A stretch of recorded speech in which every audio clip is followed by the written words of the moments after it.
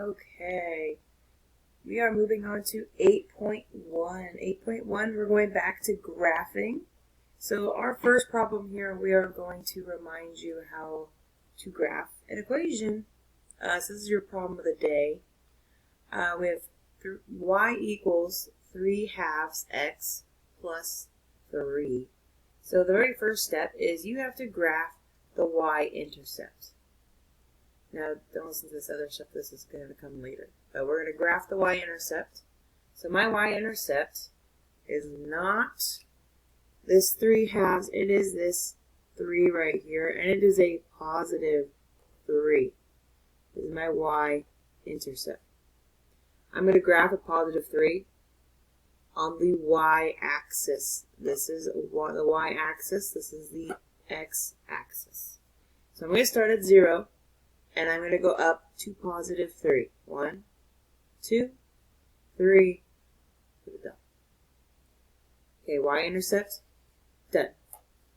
Next, I'm going to graph the slope.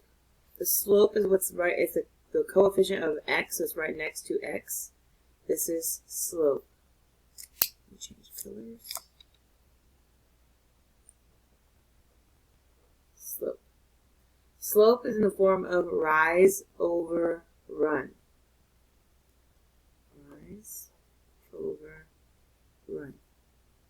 So that means the top number is how high I go up, and the bottom number is how far I go either to the left or to the right. If it's a positive number, which these are, we're going to go up and we're going to go right. If they were negative, if this top number was negative, we'd have to go down to -3. So not necessarily rise, but this is just a reminder for you to go up and down first, and run is to go left and right second. So for my slope, I'm going to go up 3 and right 2. So from my dot, I am going to go up 3, 1, 2, 3, and then I'm going to go right 2, 1, 2. You can check your work because this is a positive 3/2, and my line is going to have a positive slope, and what I mean by that is it's going to go uphill. So let me get my ruler.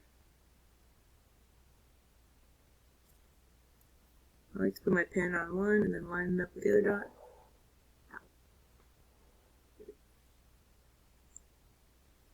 Okay.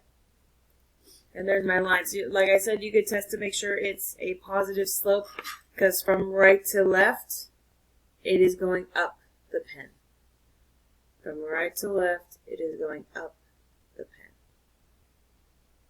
Okay.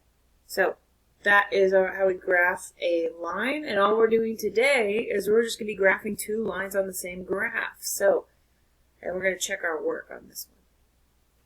So here we are. Here's our steps.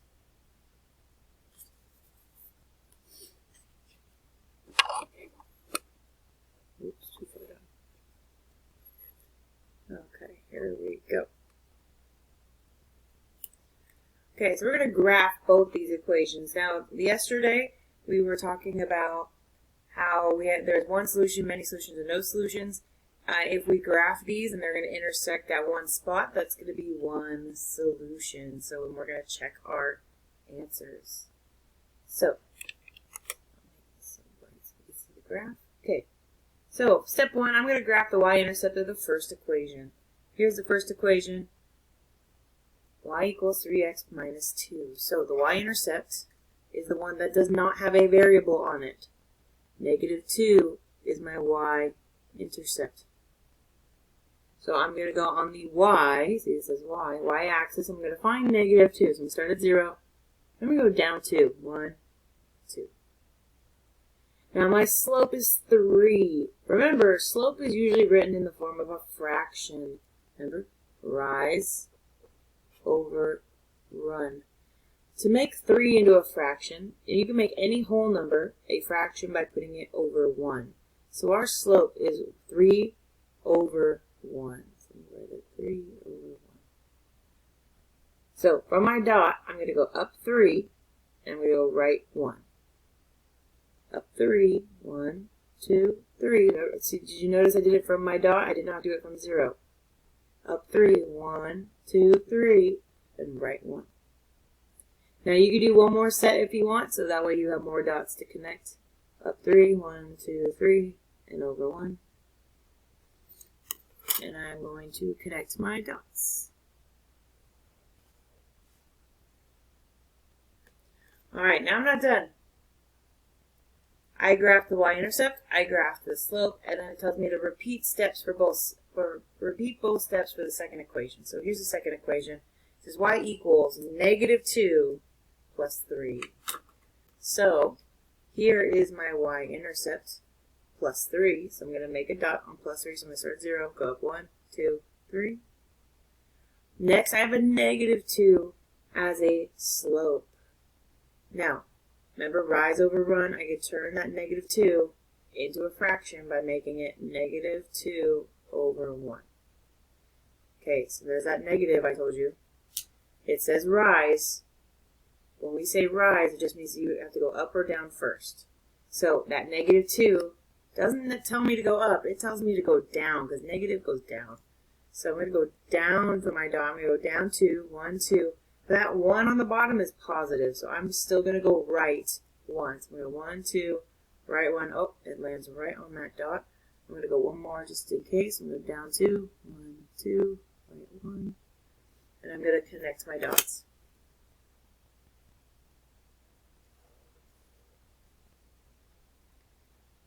Step 4 is to identify where the lines intersect. Where do my lines cross each other?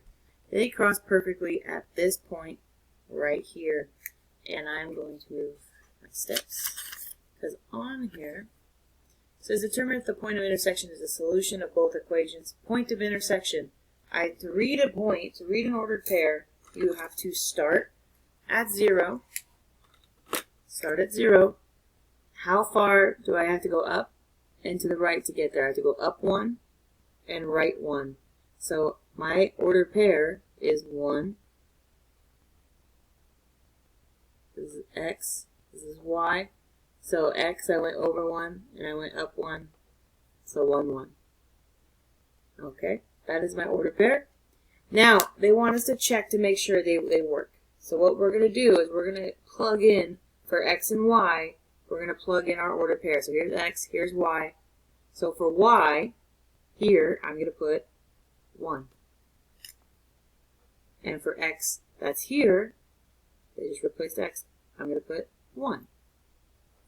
And we're going to solve it. So 1 stays over there. 3 times 1 is 3. 3 minus 2 is 1. So 1 equals 1.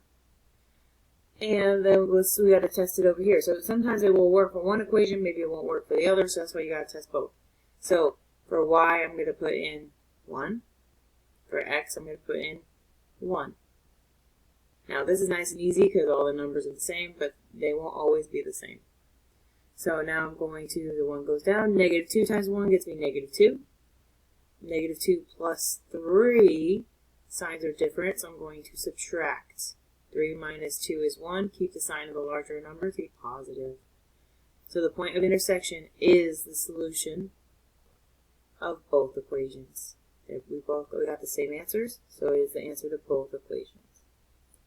That is it. Let me know if you have any questions.